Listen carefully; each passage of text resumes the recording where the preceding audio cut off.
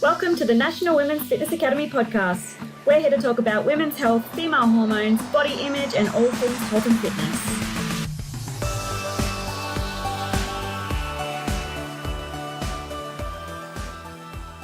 Hello, girls, and welcome back to another episode of the Women's Fitness Academy's podcast. I'm your host, Siggy. And if you haven't done already and subscribed to our podcast, make sure that you don't miss another podcast. And if you're out there and you love this podcast, you will most likely love our YouTube videos as well that we have been putting out there for the last few months for extra tips to improve yourself. So make sure that you subscribe to us over there.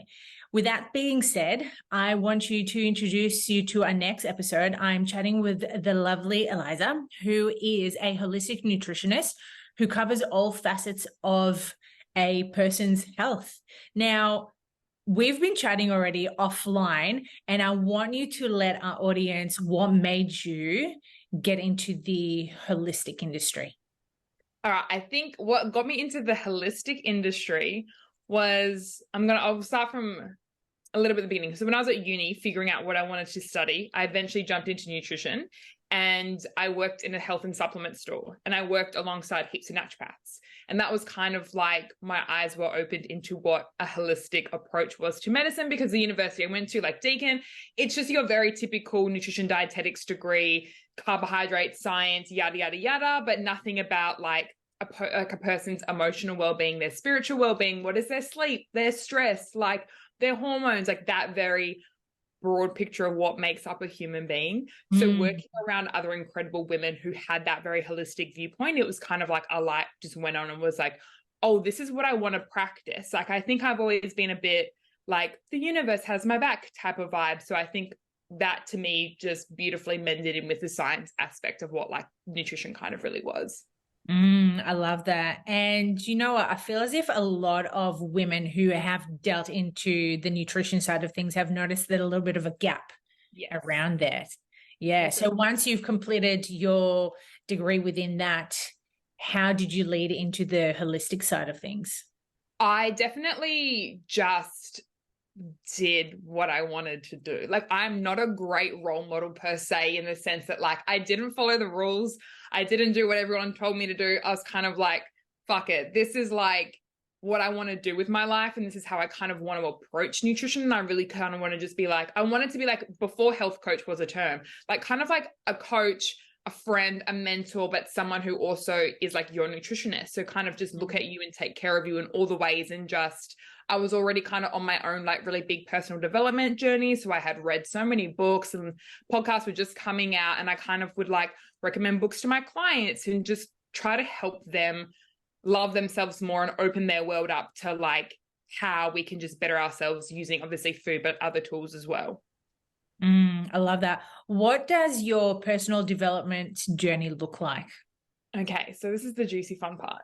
I didn't know what I wanted to do like career-wise. And then I originally kind of jumped into nutrition more thinking that if I could understand how my body utilizes food, I could then kind of like get a really hot body. I had just started like going to the gym and working out, and it was that whole like 2014, 15 like era of like, I don't even know who were the big names back then, but it was like everything was just starting to pop off, like in terms of like fitness. And I had the very deep rooted limiting belief that I wasn't good enough, and that the reason I wasn't good enough was linked to my external. I wasn't pretty enough, funny enough, skinny enough, whatever it was. So I kind of utilized working out and eating a certain way to give me this goal, thinking that that's how I would find self-love and also validation from men and the outside world, that I would be this hot, amazing person that like, of course, everybody would want me because I had what I thought was the most important thing in life, which was looks or a physique or whatever it was. Let's dive into this, because I know a lot of our listeners are going to be like nodding their head at this, because they may be experiencing this stage of life regarding their body image and their mindset. And I want to ask you, what did life look like back then when you sought that validation from people about the way that you looked? I just remember, like, for me, it was growing up in high school, understanding like I'm a tall girl, like I'm 5'8" compared to everyone else. When I was in like year 9, year 10, it was like I was just a bigger girl, but I wasn't big. I was just taller and have more of an athletic frame.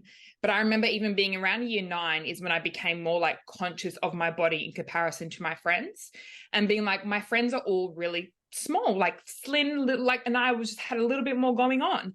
And it was kind of like, that's when I first realized that I thought my body was not ideal, because all my friends always had boyfriends and lots of guys around them, and I didn't really. And I was like, I don't know if it's because I'm like too loud or too funny, or like maybe it's just because I'm not as pretty or not as skinny as them. And then that really just catapulted throughout my high school and my teen years of just this constant comparison that all my friends are really beautiful and we all had different bodies, but they were all more on the slender type and I wasn't. But then why were they getting all the guys at parties and why wasn't I? And why hadn't I had a boyfriend? And like all of these things. And so I literally just put it down to the fact that like, I didn't think I was lacking internally. It's like, I knew I was a great person. It was like, so it must be my physical. And then I would obviously just had not much self-worth. I would just get drunk, hook up with like guys, like be in relationships, or not even just situationships with like guys that just treated me like shit, and it was toxic. And I thought that that was what I deserved and that's all I could get. So I stayed with what I could get, and I had that very limiting understanding of like, I was just repeating toxic cycles, looking for validation, looking for love. Because obviously I had a little bit of daddy issues, which is where this all kind of came from. And then that was just really what it was. And then it wasn't until, honestly, how old am I? I'm 13 this year.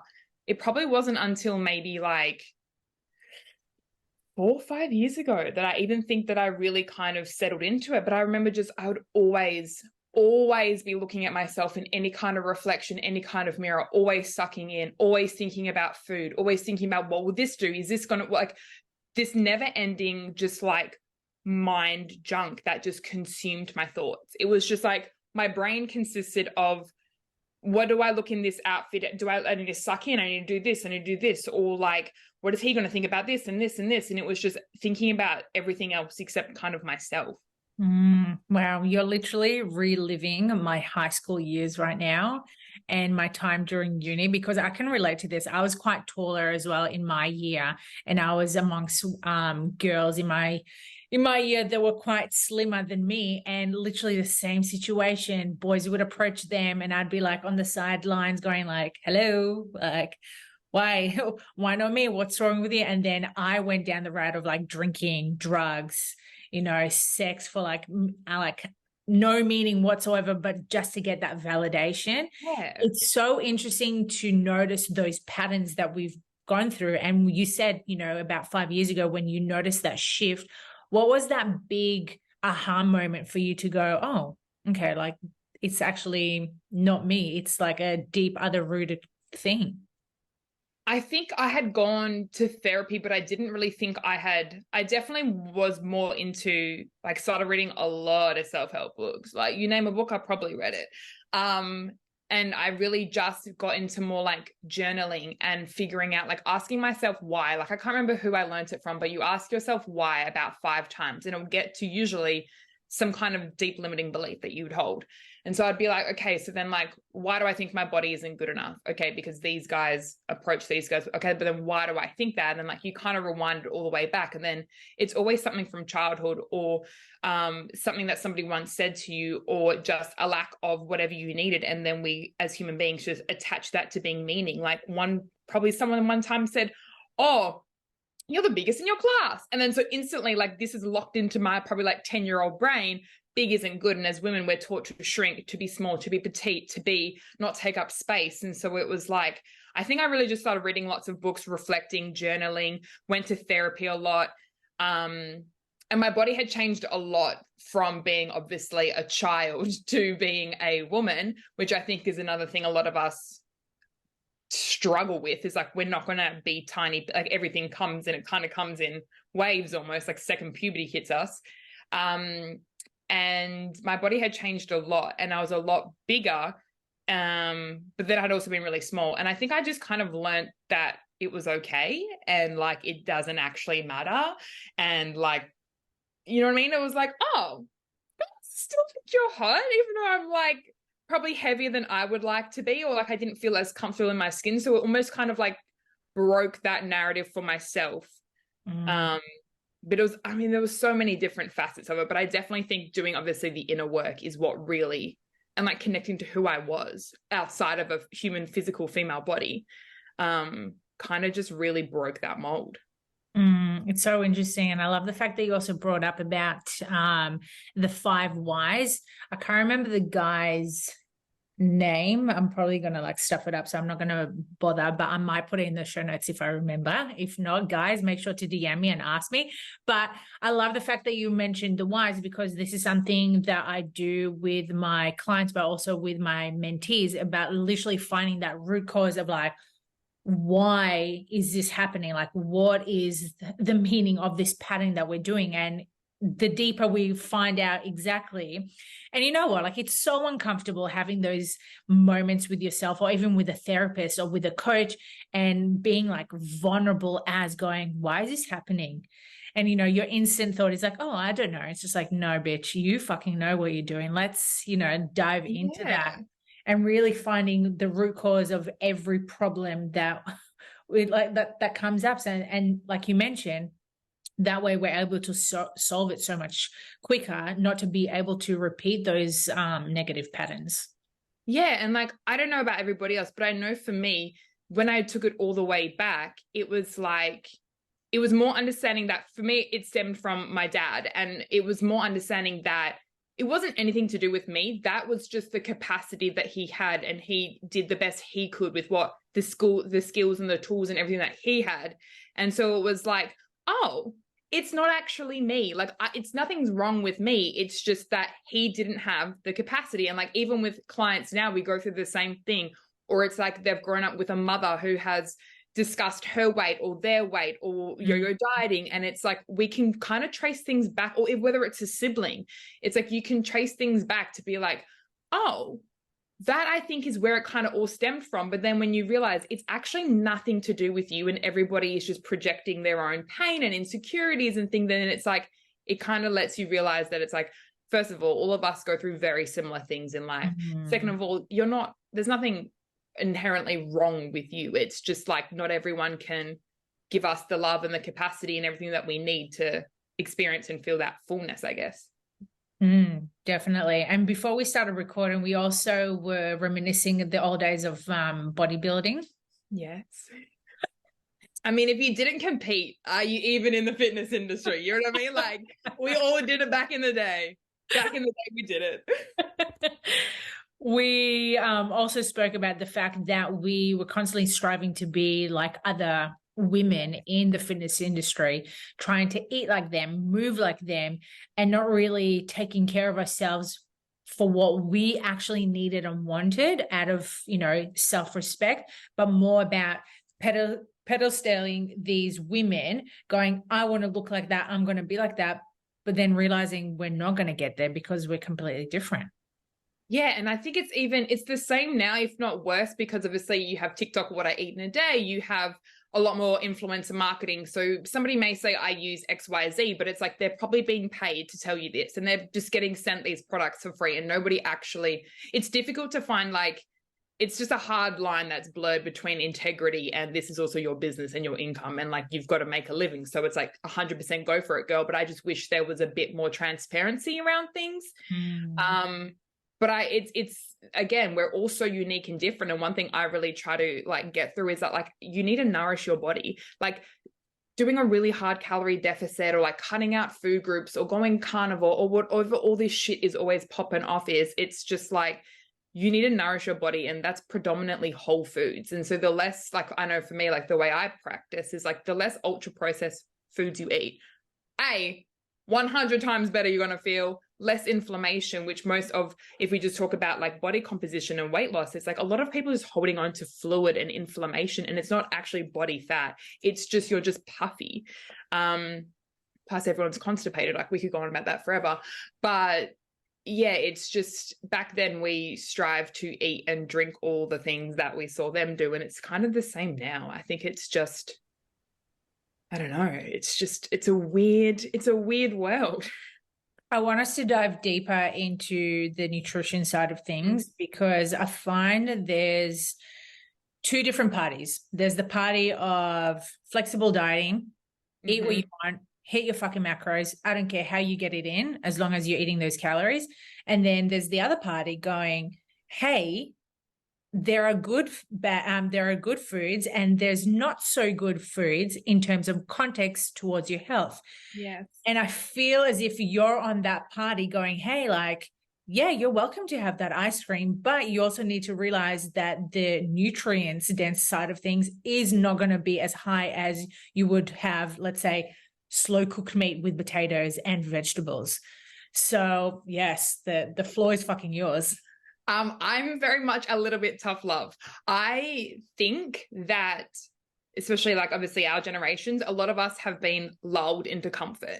All of us want everything. We don't want to have to give anything up, but then we complain when something goes wrong. So prime example, I couldn't tell you, say 10 women sit in front of me in a day, 9 of them are chronically bloated.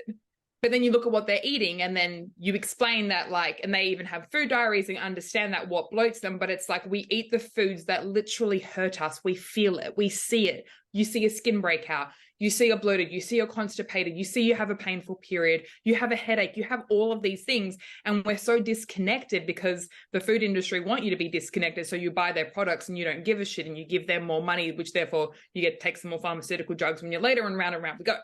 But anyways, there's such a disconnect between food is either medicine or poison. And I think you can't argue that. Like when it comes to hit your macros, and I get their camp and I understand that there is a lot of toxicity around food restriction and this food is bad. And that is triggering 100% for people with eating disorders and disordered eating, because like I went through a phase when I was during my weird bodybuilder phase where I was like, fruit is bad for you. Fruit is sugar. Fruit will make me fat. And like, we've all had the low fat generation, we're there.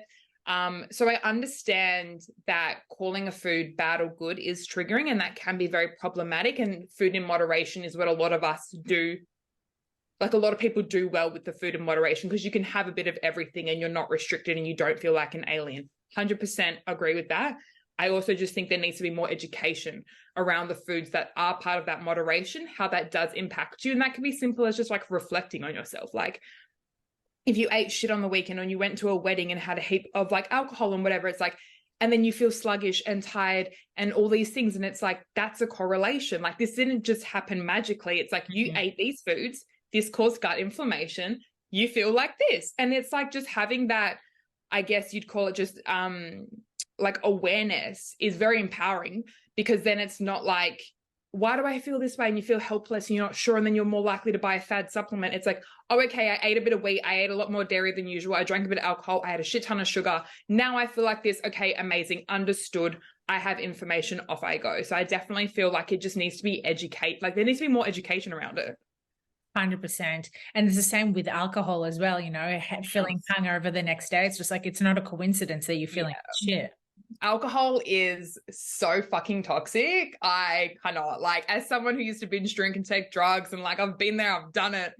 It's literally the most harmful thing, especially as women, like not only to our fertility, but it's like our mental health and everything that goes with it. And it's like, it's such a society normalizes drinking. And one of the weirdest things ever is as soon as you stop drinking, you're almost labeled as like an outcast and everyone else like batters you to do it. But if you quit smoking, no one's going to be like, oh, you should smoke this cigarette. You should start vaping more, man. Like it's just so toxic how celebrations and everything is revolved around alcohol, which we know is a neurotoxin. Like we know it literally drives cancer. It does all of these things, but it's like people don't want to give it up, or we still look for that escape, or it's just like, I think again, it's just more education around what it does and then making informed decisions around that. Let's chat about that a little bit, because as you mentioned, it's not necessarily a health benefit for us to have alcohol. And you know what? Don't mind me. Like sometimes I would love a fucking spicy margarita here and there, but it's not. I'm not someone who has, or I must have a glass of wine every night, or have alcohol and social events. Like you can just have soda and water, or change it to a different type of event to go to. So what's your, as a alcohol binger in the past. What was your experience then? And what are some things that you're teaching your clients now around that?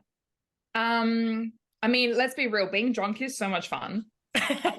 It is. That's the thing. It's so fun. And a lot of us as human beings, we're wired for pleasure. We're wired for dopamine. And if we can get that from something, we're going to get it. Yeah. I used to drink all the time and I loved it. And then my hangover started to get really bad. And then I started learning about nutrition and how alcohol is a macronutrient. So it's like, oh, it actually is calories. Oh, it actually does all these things. And I was like, oh shit, okay. And then it's also like, I just hated that I would waste all the next day and possibly even Monday, just like not doing anything with my life. And it's just like, I always felt behind and like just yucky. My tips for clients are, I just think it's more around, it's okay not to drink, which is kind of what I want to be pushing more. It's like, because I have a lot more clients now who actually drinking isn't as popular, I think, as it used to be, or we all drink a lot less. Probably because we're all a lot older as well. But it's more like, if you don't want to drink, you don't have to. You can drive. You can just say to your friend, no, I actually don't feel like drinking. You shouldn't feel peer pressured into drinking because other people are, and standing your ground and just standing in the discomfort of other people potentially judging you. They're going to ask you why. But it's more because people who drink feel like people who don't drink, we think we're superior, which is not the case at all. But it's very much that you think you're better than me because you're not drinking, because whatever the reason is. And it's just like, who cares about what other people feel? It's your body. If you're choosing not to do that, that's completely fine. And you should be surrounded by people that respect that and don't actually be like, well, why aren't you drinking? Or like, I'll buy you, like, just why do you want friends that pester you to drink? Like, leave me alone. Let me do what I want. Like, all my girlfriends, like, we'll go out, and if I don't drink, who gives a shit? I'm still in the club and we have the best time. And none of my friends are like pestering me to drink because they're like, oh, you don't drink, you don't need to. And then with my clients now, some tips I use is, when you go out, I get them to blame me. I'd be like, oh, just say like your nutritionist isn't letting you drink for 3 weeks because you're healing your gut. Like, just make up a bullshit excuse, especially for some people who are very uncomfortable with like confrontation, and like, you don't want to be other, and not drinking is other because everyone else is drinking and you're not. So it's very much that herd mentality. Always have a drink in your hand. Water. Ask that bartender for lemon and lime in it so it makes it look like, am I drinking vodka? You don't even know. So always have a drink in your hand, because if you have a drink in your hand, it's a weird like brain thing. They think, oh yeah, same. They've already got a drink. Don't need to ask. But if you have no drinks in your hands, you feel weird because you're like, what am I doing? Like, I'm just crossing my arms. And then I would literally just have a drink in your hand, say that you're trying to heal your gut or you're working on your skin, or give it like a health reason, because I feel like people respect that more. Or you got an early morning, and just drive and just go through the discomfort that it's okay. Like, you still have fun. 100%. I totally agree with that. And the fact that you mentioned about pestering as well, as you mentioned before, people normalize alcohol so much over other stuff, where do you draw the line when it comes annoying when people are constantly pestering you? Because I remember when I first started taking care of my health and fitness, and I was moving away from the partying, I was moving away from the drugs, I was moving from the late nights of just ridiculous like benders. Oh my God, it's giving me like tramp vibes right now. Have you been to tramp before? Yes. Oh my God, I feel gross right now thinking of it, but you know what, like, you live and you learn. But where I'm going with this is that I used to hang around with a group of friends where if I didn't do certain things, or if I didn't drink, they'd be like pestering, like, come on, like, just have one drink. Like, what do you mean you don't want to? So I would love your input around that, because I'm sure that's something that you may have come across. And it's just like, where do you draw the line going, okay, enough is enough. I'm just going to go ahead and do my own thing, which I literally ended up doing. And I really disconnected from those type of people because it was negatively impacting me. But I think what you said is exactly what happens, is that we have to realize we go through phases in life when we outgrow friendships, we outgrow situations. And it's when you start to put yourself and your health first, you will outgrow old toxic situations that don't serve you anymore. And it's like, that's okay. You can grieve those friendships, or they can just be people that maybe when you do want to go out, you go out with them, but they're not your end all be all close friends. And it's kind of just like, getting to the next stage of your life. And like, again, you do, like, we've all had those tramp days, and we do that. And then those people, like, I don't even talk to them anymore because I'm a different person now, because I don't have the same interests as them. We don't have the same, like, I don't want the toxic boy drama. I don't want girls coming up to me. Like, I don't want that drama anymore. And if that's the kind of environment and situations that we're becoming because I was hanging around those people, it's like, it's okay to outgrow that. And you go through uncomfortable phases, and you can sometimes feel lonely before you find, again, other people that are aligned with you. But it does come back down to that, like, universal thing. Like, the universe will bring you people at certain times in your life when you need it, and you'll find a soul sister, and you'll find a group of friends, and you'll find people that are like, oh my God, you're either where I want to be, or we're kind of on the same path, and like, let's just run with this for a while. And I think, especially as women, a lot of us, we glorify long-term friendships. Like, we've been friends for 20, 30 years. And it's like, but if those friendships are toxic, why would you want that? Like, it's okay to be like, I met this girl 3 weeks ago and like hit it off, besties. Like, that's cool and normal, and normalize not having to be friends with someone for super long, especially if you're growing in different directions. It's like a relationship. Why would you be with someone that you're like, we don't really have common interests anymore? I don't really enjoy our time together. I feel yucky or judged when I'm around you. And it's like, it's okay to let them go, like, and just move forward, move on to your next phase. This is something that's very difficult for a lot of women to encounter. And you mentioned that as well, because we glorify us being friends for like years, decades, whatever, like, you know, since we're like in prep. And it's just like, yeah, that's all well and good, as you mentioned, if it serves you.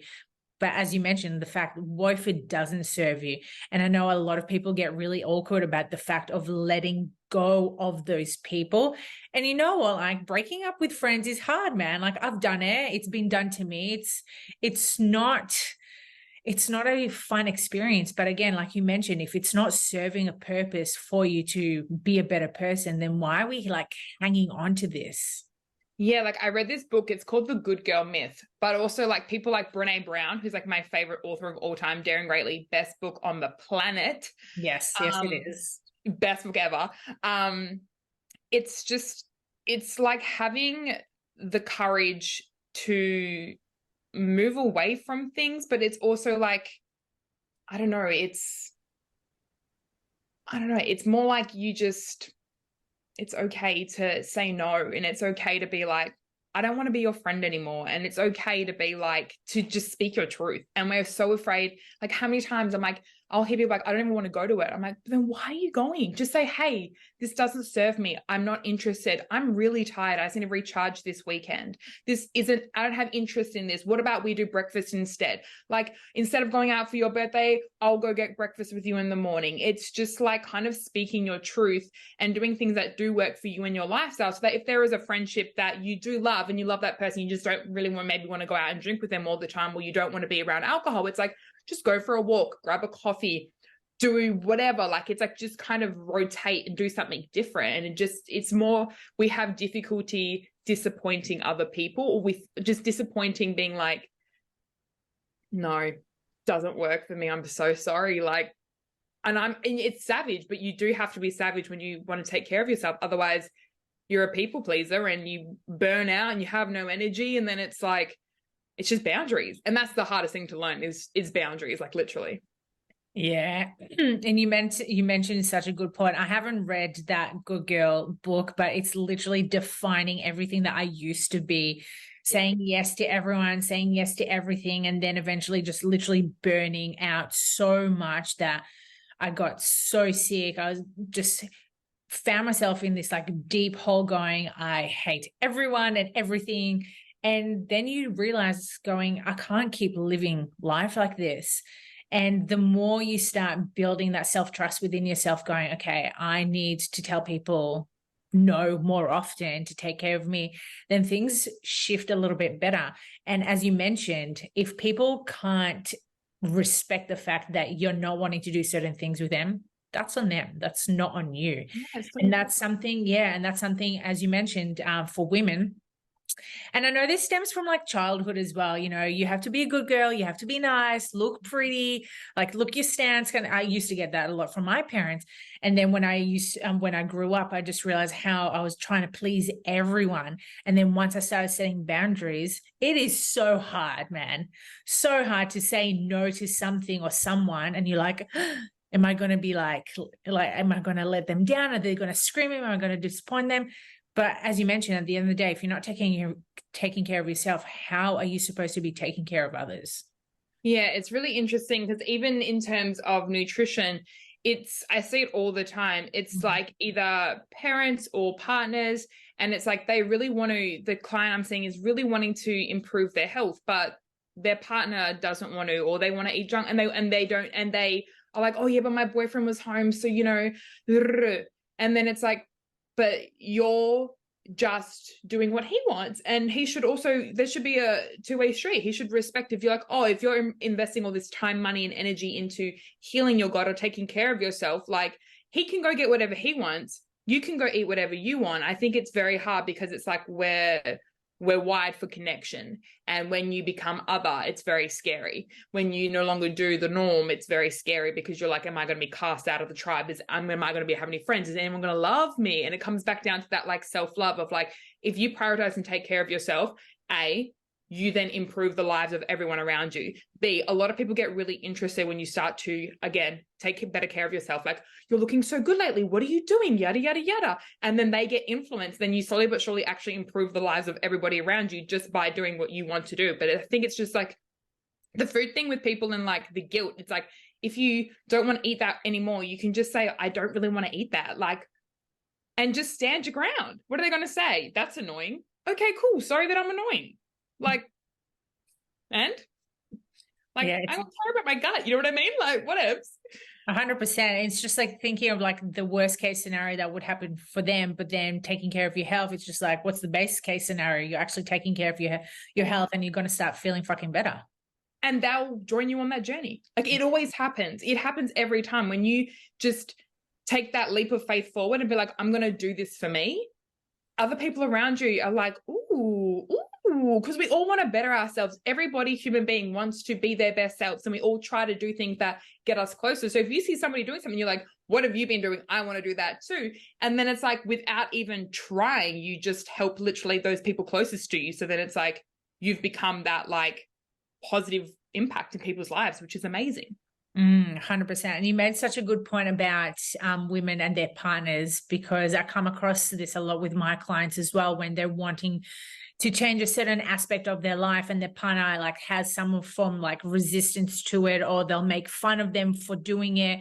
And it's quite challenging because, you know, the person has really good intentions of changing their lifestyles, but then your partner, who you absolutely love and you're wanting to spend your life together with them, just doesn't see eye to eye with that. It's just very confronting, and it's hard to reciprocate, because then they don't end up doing the work, and they end up falling back into those old patterns where they absolutely hated being in, whether it's like the binge eating, the negative body image, the negative thoughts.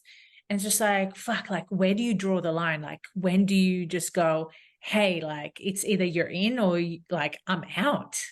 It's so hard. And like, because all of us, again, like being with a partner and someone you love, like you also want them to externally validate you and be like, babe, you look so good right now. Like you want that. And so many times I hear from my clients, like, oh, he hasn't complimented me in a while. And like these little things, and it reinforces the fact that we're not enough. But I definitely think that we should be with someone where you can feel vulnerable and be open with, and just be very transparent and honest. And I would just be like, hey, I'm not really happy with where I'm at right now.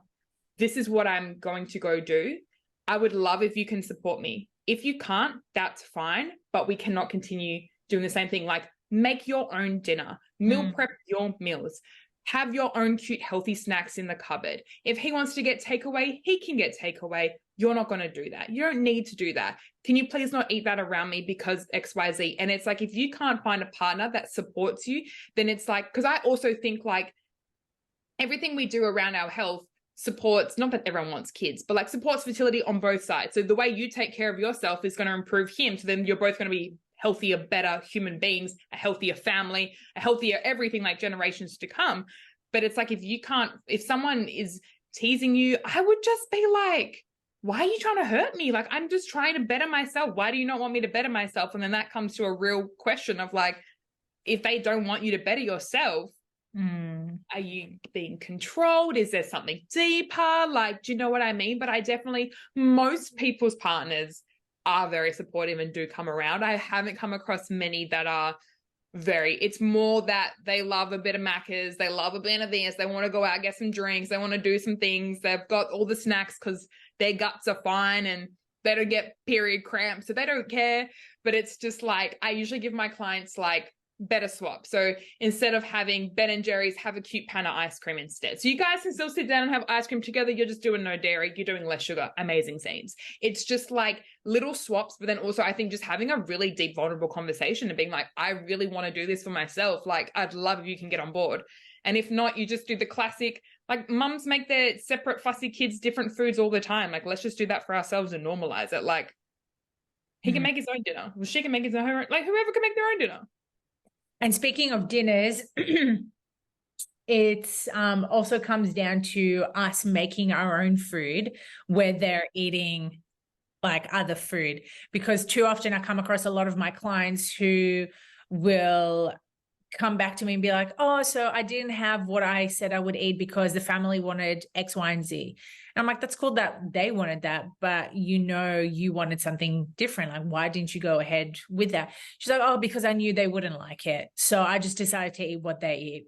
And again, it like comes down to going, okay, you're going to have to be okay with the fact that they're going to eat what you're eating.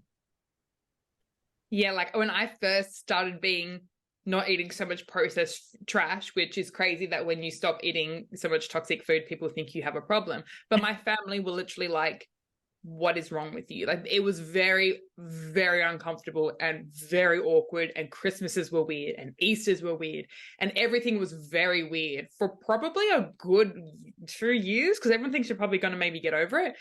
But you be weird. You be weird. You bring your own food. You bring your cute, like, brown rice pasta if we're making pasta. You guys have your wheat. I'll have my brown rice pasta. I'll cook it on a separate little burner.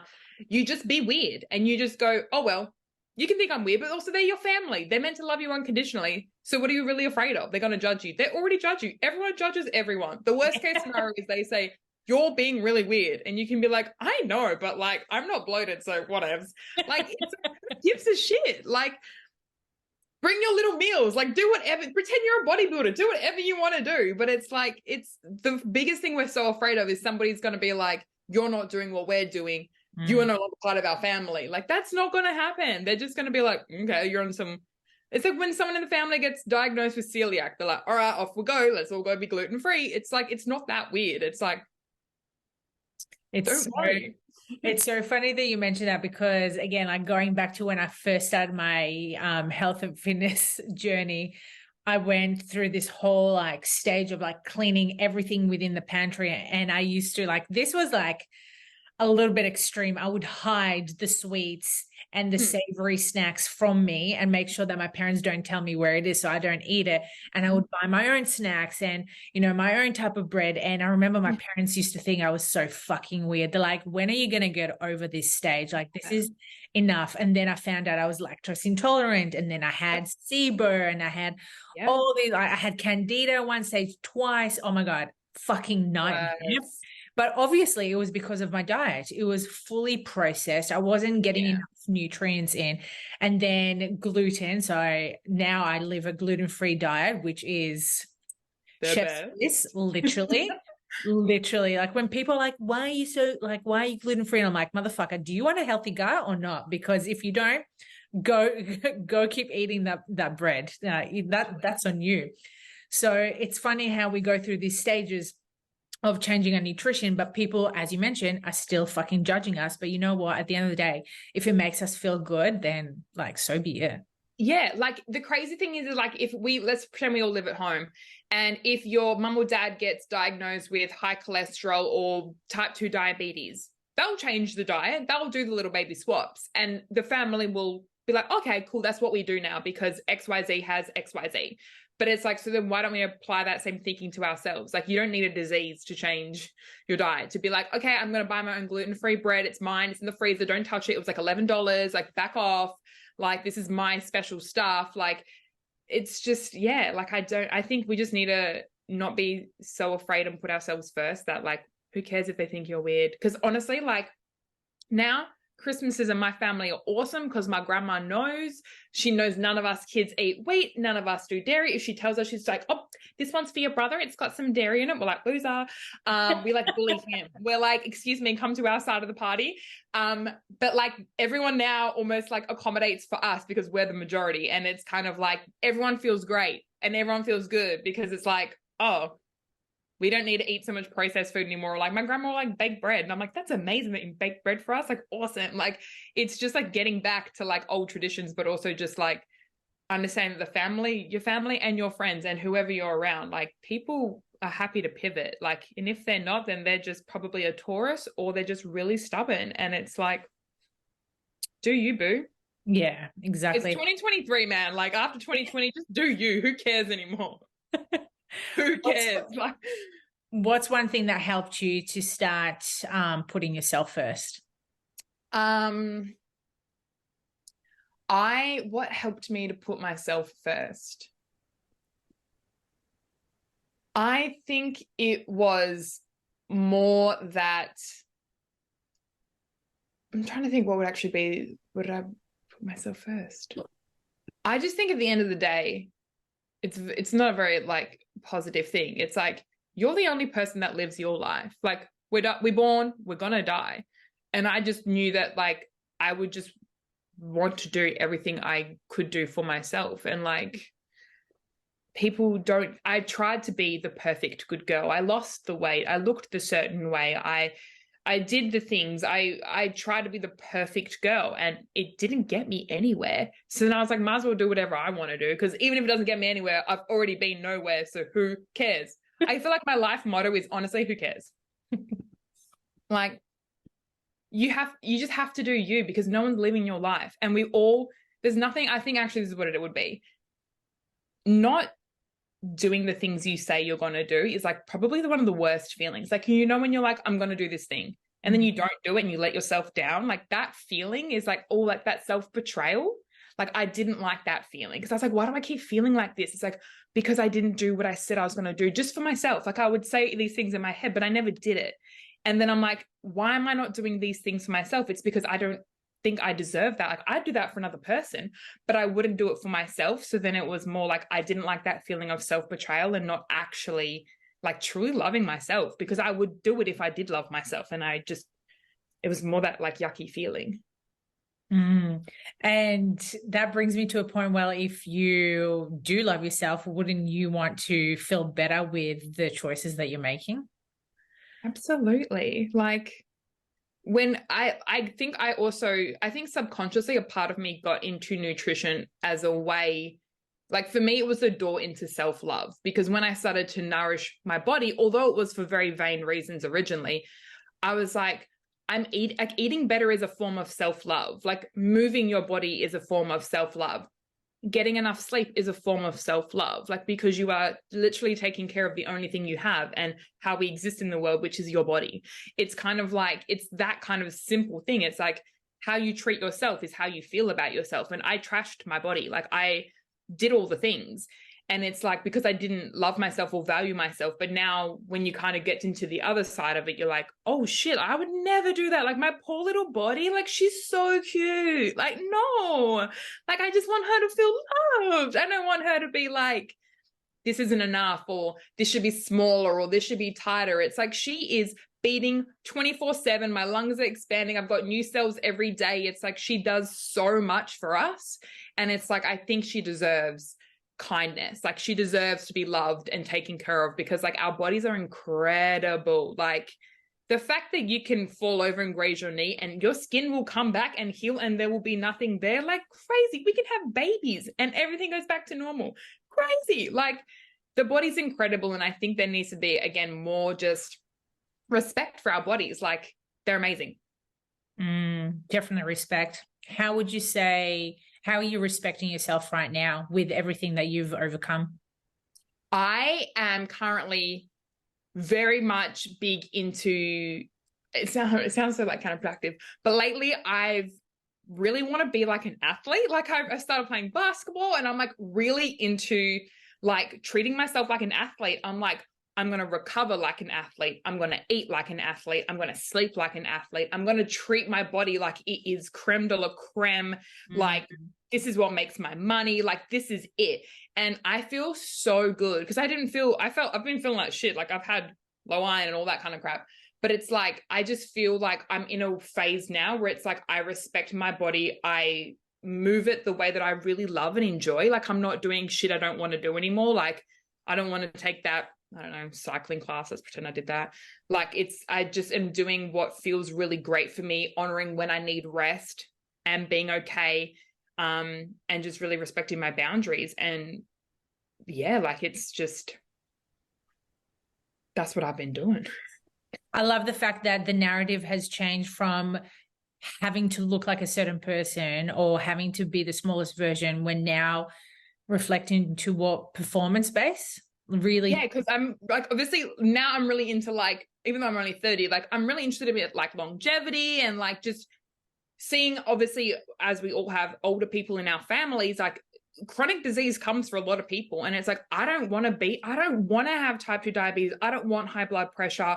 I don't want to be on metformin. I don't want to do that. So what can I do now to prevent, which is also a holistic approach. It's all prevention based, whereas like modern medicine is very much treatment based, but it's like, how can I set myself up to be amazing in my 50s, in my 60s, like have lean muscle, be functional, like have insulin sensitivity, like just be an amazing woman so that like whatever my dreams and goals are, like I can physically go do them. Like I think that's what I'm really into, is just how can I be functional and just not have to consistently think about my body or how did it look in this or just that like, or stress about what I'm eating. It's kind of like just that freedom to be functional, like you said. 100%, because you get to a stage where you just feel exhausted about having to, as you mentioned earlier, like having to like suck your stomach in or try and look your smallest version or like putting this facade on that you're like the hottest thing there. And it's just like, deep down inside that it's just, it doesn't align with you. So it's like starting to find those things that you really enjoy doing and doing more of them. Yeah. Like I did like, I can only do maybe like 5 push-ups at a time on my knees. But when I was doing them, I was like, man, I feel like such a bad bitch. Like I was like, look at me do my push-ups. Like I just feel like for me, that's like so much more empowering and like than being like, I don't know, look at whatever it is about myself. But it's like, it's just like knowing inside that I'm like, I can do a pull-up or like just knowing internally that I can do the things. Whereas once upon a time, it was more like, I had to show everybody what I could do and who I was so that I would be validated. But now I'm like, nah, I got it. I don't even need you to know that I got it because I know I got it. And it's like that internal just self-confidence, I guess, that. And having your own back. That's it. Again, it comes back down to just having your own back and not betraying yourself and putting yourself first, because we're all if your partner or whoever came to you and said, hey, I'm doing this diet thing, you would cook exactly what they wanted. But then why don't we do that for ourselves? It's like that. It's like just having your own back. 100%. Self-respect and having your own back for sure. Yeah. And it's a journey. Like, and it's never ending, but it's once you get there, it's like, oh my God, I can breathe. Like, it's so nice to be like, I can breathe and just not be consumed by so much bullshit that we see. Yeah. And if for those who are consumed by bullshit, maybe we need to like go down that pathway of going like, who do you need to start unfollowing and oh my God, where do you need to shift yourself elsewhere? Yeah. Again, it comes back down to we're so afraid that if they find out we unfollow them, what are they going to say? What do you think? It's like we're so afraid to do something that it's like we shouldn't be so afraid to just be like, I'm trying to better myself. This looks like this. That's all it is. And like people will either join you on your journey, or they won't join you on your journey. And that's okay. Like that's okay. It's just okay. 100%. 100%. Eliza, thank you so much for joining me today. What a fucking episode. I swear if no one gives me feedback or yourself about today, I'm quitting. Nah, I'm joking. I'm not quitting. But come on, like we're backing ourselves right now saying this conversation was fucking lit. Yeah, I think I also love being a nutritionist in the sense that people think it's one thing, but then it's like, oh, actually, like, it's a lot more deeper than that. It's not just like, here's your macros, here's your calories, off you go. It's like, why do you eat this food? And how do you feel this way about this? And it's just that deep inner work because, like, you know, it's just, yeah. Finding the root cause. Yeah, literally. I love it. Babe, where can our followers find you and how can they work with you? Yep. So I'm probably most active on Instagram. My Instagram is at The Holistic Sister. I'm a Perth-based nutritionist, but of course do Zoom calls all over Australia. So you can either jump on the website, same name, link in bio in Instagram, book in. There's heaps of guides. There's so much content on my page. Like you could be there for days. But literally, yeah, Instagram is where I'm most active. Well, girls, that's what we got for you today. And then if you enjoyed today's episode, please make sure that you put it on your Instagram stories, tag myself, tag the Women's Fitness Academy, tag Eliza. And then till next time, I appreciate you. I love you. And I hope you have an amazing day.